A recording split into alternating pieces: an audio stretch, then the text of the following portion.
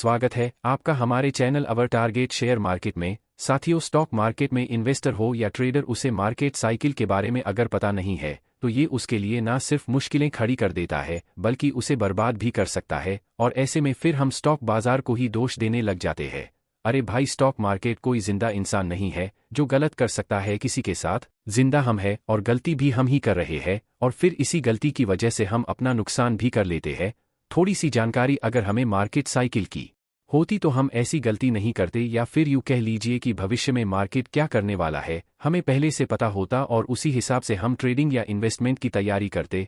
तो काल करे सो आज कर, आज करे सो अब। चलिए बिना देर किए आसानी से आपको समझा देते हैं कि मार्केट साइकिल क्या है और ये कैसे काम करती है। आपने अगर चैनल को सब्सक्राइब अभी तक नहीं किया है तो कर लेना, क्योंकि यहाँ आपको मिलने वाली है लगातार शेयर मार्केट से संबंधित सभी जानकारियाँ, और खासकर अगर आप स्टॉक्स या इंडेक्स में ट्रेडिंग करते हैं तो आपको यहाँ मिल जाएंगे अपने कई सवालों के जवाब भी। शुरू करते हैं दोस्तों। हर चीज़ एक साइकिल से जुड़ी होती है। जैसे पहले बीज बोएंगे, फिर पौधा लगेगा, फिर फूल आएंगे, वो फूल फल बनेंगे, फलों में से बीज निकालेंगे और अब इन्हीं बीजों को फिर से बो दिया जाएगा। ये हुई एक कंप्लीट साइकिल। इसी तरह स्टॉक मार्केट की भी एक निश्चित साइकिल है। इस साइकिल को 4 भागों में बांट लेते हैं ताकि आपको समझने में आसानी रहे। पहला फेज, जिसे एक्यूमुलेशन फेज कहते हैं, इसे अर्ली साइकिल भी कहते हैं और बेसिक पीरियड भी कहते हैं। मार्केट में डाउन ट्रेंड के बाद और अपर ट्रेंड से पहले मार्केट इस फेज में आता है, इसीलिए इसे मार्केट बॉटम बना रहा है भी कहा जाता है।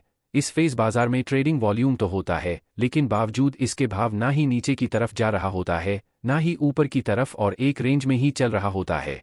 एक समय के बाद जब ट्रेडर्स को विश्वास हो जाता है कि अब बाजार और नहीं टूट रहा, तब बारी आ जाती है मार्केट साइकिल के दूसरे फेज की, जिसे एडवांसिंग फेज या मिड साइकिल कहा जाता है। इस फेज में ट्रेडर इंतजार करते करते थक जाता है और हाई वॉल्यूम के साथ मार्केट ब्रेकआउट देता है और बाजार में शेयर की खरीद शुरू हो जाती है। इसके साथ ही बाजार अपर ट्रेंड में आ चुका होता है और अब बाजार हायर हाई और हायर लो बनाते हुए ऊपर की तरफ जाने लगता है।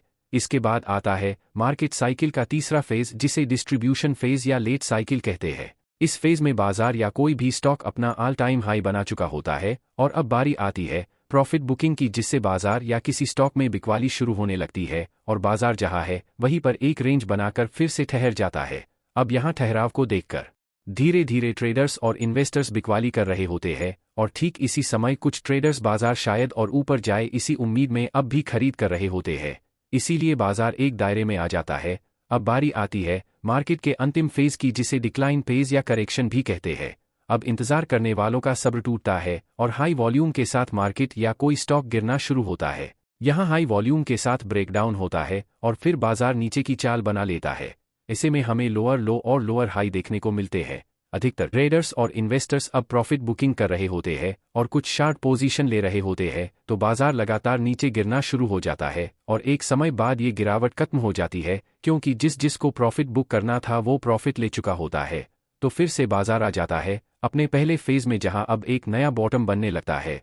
तो साथियों, ये है पूरी एक मार्केट साइकिल और बाजार या कोई भी स्टॉक इसी साइकिल को फॉलो करता है। अब ये पता चल जाने के बाद कि मार्केट अभी किस फेज में है, इन्वेस्टर निर्णय ले सकता है कि वो अभी अपना पैसा किसी स्टॉक या इंडेक्स में डाले या ना डाले, या फिर कौन सा समय है जब उसे अपने निवेश से प्रॉफिट लेकर बाहर आ जाना चाहिए। अब बात कर लेते हैं कि ट्रेडर को किस फेज में क्या करना चाहिए और कैसे पता चल सकता है कि मार्केट अभी अप ट्रेंड में है या डाउन ट्रेंड में। तो इसके लिए हम काम में लेते हैं 200 मूविंग एवरेज। अगर बाजार या कोई भी स्टॉक इस 200 मूविंग एवरेज की लाइन से ऊपर कैंडल बना रहा है तो इसे अपर ट्रेंड का बाजार कहते हैं, और अगर इससे नीचे की तरफ कैंडल बना रहा है तो इसे डाउन ट्रेंड माना जाता है। और इसी ट्रेंड आइडेंटिफिकेशन के आधार पर आप अपनी ट्रेड तय कर सकते हैं।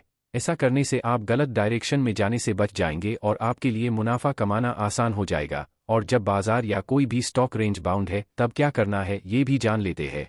पहले तो ये समझ लीजिए कि range bound, consolidation, choppy market, sideways या फ्लैट मार्केट सब एक ही चीज को कहते हैं। और जब ऐसा हो तो दो ही तरह से ट्रेड किया जाता है। या तो आप सपोर्ट और रेजिस्टेंस पर ब्रेकआउट मिलने पर अपनी ट्रेड लें, या फिर लॉन्ग पोजीशन लेनी है तो सपोर्ट पे खरीदे और रेसिस्टेंस पर प्रॉफिट लेकर बाहर निकल जाए, और शार्ट पोजीशन लेनी है तो रेसिस्टेंस पर खरीदे और सपोर्ट पे स्क्वायर ऑफ करे। ऐसा करने को स्विंग ट्रेडिंग कहते हैं और ऐसा करने वाले को स्विंग ट्रेडर कहते हैं। ना बिल्कुल आसान, मार्केट साइकिल समझकर ट्रेड या इन्वेस्ट करना, और इतना ही आसान है लाइक करना तो वो भी कर दीजिए अभी तक नहीं किया है। आपके लाइक्स हमें बताते हैं कि आपने वीडियो को पसंद किया है, तो आगे भी इससे संबंधित और कंटेंट बनाने के लिए हमें प्रोत्साहन मिलता है। सपोर्ट और रेजिस्टेंस कैसे पता करें, इसका एक वीडियो आपको हमारे चैनल पर मिल जाएगा, आप उसे देख सकते हैं। फिर मिलेंगे। वीडियो को लास्ट तक देखने के लिए आपको बहुत बहुत धन्यवाद।